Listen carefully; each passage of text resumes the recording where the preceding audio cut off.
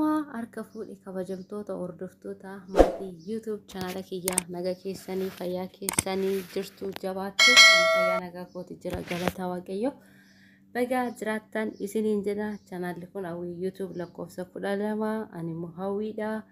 warroonni hangamatti like share comment subscribe gochuudhaan na wajjin turtan guddaa isaa galatoomaa isiniin jedha warroonni immoo guyyaa irraa kana gara channel kiyyaatti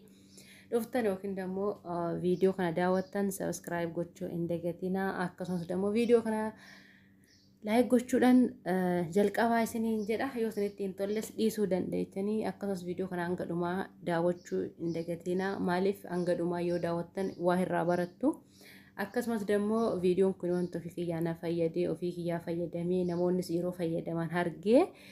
wanta ofii kiyyaa beekee irraa maaliifan isiniif hin qoodu jedheen qabadhee isinii dhufe jechuudha namoonni hedduun ni beektanii isiniif haarawaa miti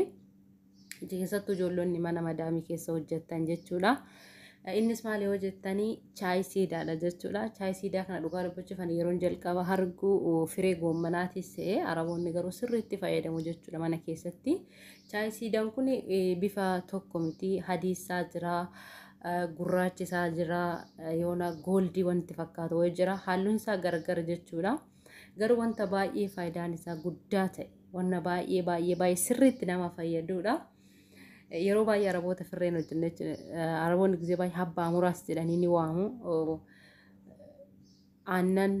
akkasumas dammoo ni shaafaatti dabalanii akka shaayititti yeroo isaan ibidda irratti danfisanii dhugan yeroo baay'ee hundi keessan ofuma keessaniif iyyuu hojjettanii araboota fisuma geessitasaniidha jechuudha isaan keessaa kan qobboo fakkaatu jira baay'ee isaa gurguddate firee qobboo fakkaate akkuma suuraa isaa asirratti argitanii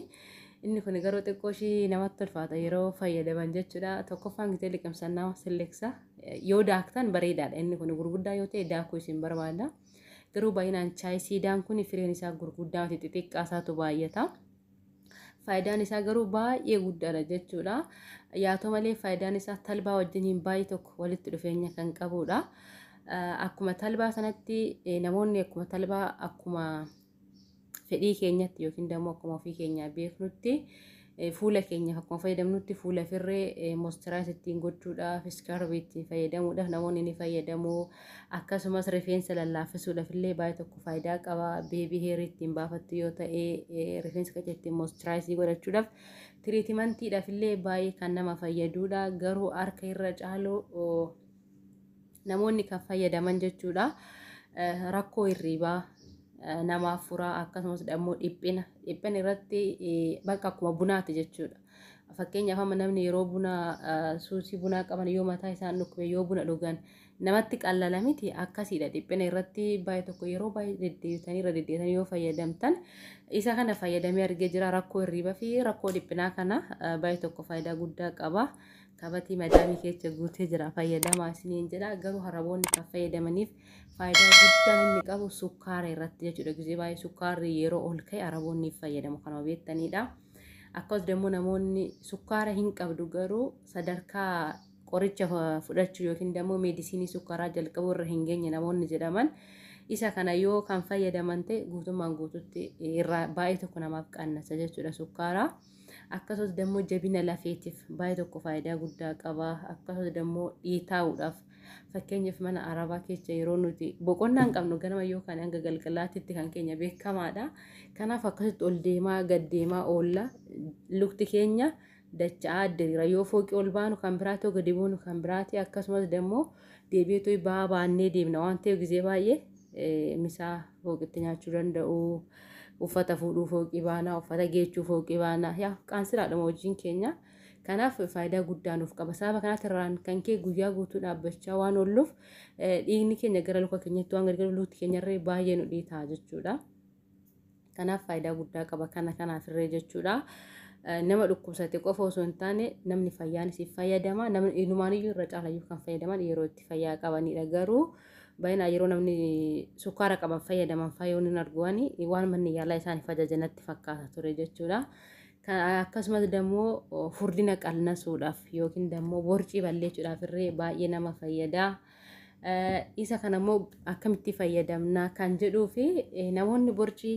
yookiin immoo furdina qannasuudhaaf fayyadamuu barbaadan isin wanta qabdan itti dabaladhaadha wanta hin qabne immoo irraa hir'isaa jechuudha. Fakkeenyaaf chaayii siidaa kana maankaa tokko fiddanii akkasumas bishaan ho'aa maankaa koobii 2 bishaan ho'aa birciqoo 2titti chaayii siidaa kana yookiin immoo firee isa kana maankaa tokko chaayii haadarii yookiin immoo shaayii magariisa tokkoo fi loomii tokkicha aaphistanii murtanii jechuudha. Loomii yoo barbaadan isin cuufuus ni dandeechu garuu akkasittiin gaariidha. Akkasumas damma maankaa tokko yoo damma argitan isaan kana yoo walitti maktanii ganama birciqoo tokko irraa dhugdanii bishaan birciqoo 2 mitiire achiin dammoo guyyaa erga laaqana nyaattanii booda birciqoo tokko dhuguu dandeechu jechuudha. Inni kun maaliif nama fayyada? Nyaanni dafee akka daakamuuf waan nama fayyaduuf furdina qannasuudhaaf illee baay'ee tokko faayidaa guddaa qaba jechuudha. Akkasumas dammoo jabina lafeetiif yeroo hunda odoo fayyadamne baay'ee tokko bareedaadha jechuudha. Yeroo hunda fayyadamuudhaaf dammoo kan filatamu ganama garaa duwwaatti bishaan ho'aa birciqoo tokkootitti chaayii siidaa kana maankaa tokko itti naqxanii gara hojii keessanii deemachuu dandeechu jechuudha. Achi hoggaa deebitanitti bishaanichi hin qorraa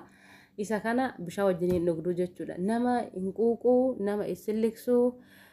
bakka baay'ee tokko namatti tola jechuudha. Baay'ee kan namatti tolu haala kanaan yoo fayyadamtan baay'ee tokko isin fayyada. Akkasumas dammoo yoo garaan nama goggogee firre baay'ee tokko bareedaadha. Namoonni sirriitti fayyadamu jechuudha. Namoonni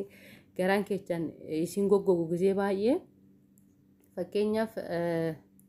kuduraa barbaadda wajjiniin walitti maktanii muuzii wajjiniin ta'uu danda'a. Muuzii wajjiniin ta'uu danda'a yookiin immoo roobii wajjiniin ta'uu danda'a yookiin immoo aannan itti naqxanii to'ii dhuguu hin dandeessu jechuudha. Dirqama bishaan ho'aatti naqxanii zafazzafoo osoo hin taane